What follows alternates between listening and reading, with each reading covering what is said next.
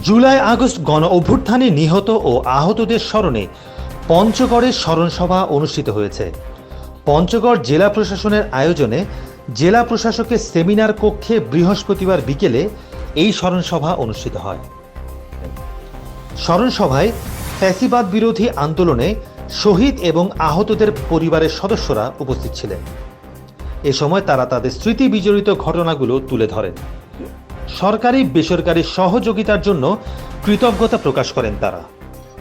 জেলা প্রশাসক মোহাম্মদ সাবেদ আলীর সভাপতিত্বে অনুষ্ঠিত স্মরণসভায় আরও বক্তব্য রাখেন জামায়াত ইসলামী বাংলাদেশের পঞ্চগড় জেলা আমির ইকবাল হোসেন, জেলা বিএনপি যুগ্ম সম্পাদক ও জেলা জাতীয়তাবাদী আইনজীবী ফোরামের সভাপতি মির্জা নাজমুল ইসলাম কাজল, বৈষম্য বিরোধী ছাত্র আন্দোলনের জেলা সমন্বয়ক ফজলে রাব্বি প্রমুখ। এ সময় অতিরিক্ত জেলা প্রশাসক সার্বিক এস.এম. ইমাম রাজি টুলু, অতিরিক্ত পুলিশ সুপার আমিরুল্লাহ, সহকারী কমিশনার ও এক্সিকিউটিভ ম্যাজিস্ট্রেট মিজানুর রহমান সহ শিক্ষার্থী, সংবাদকর্মী সহ বৈষম্য বিরোধী ছাত্র আন্দোলনে অংশগ্রহণকারী শিক্ষার্থীরাও উপস্থিত ছিলেন। সভা শেষে আহত ও নিহতদের পরিবারের হাতে কম্বল তুলে দেয়া হয়। পঞ্চগড় থেকে মোহাম্মদ আরিফুল ইসলাম ইরানের রিপোর্ট।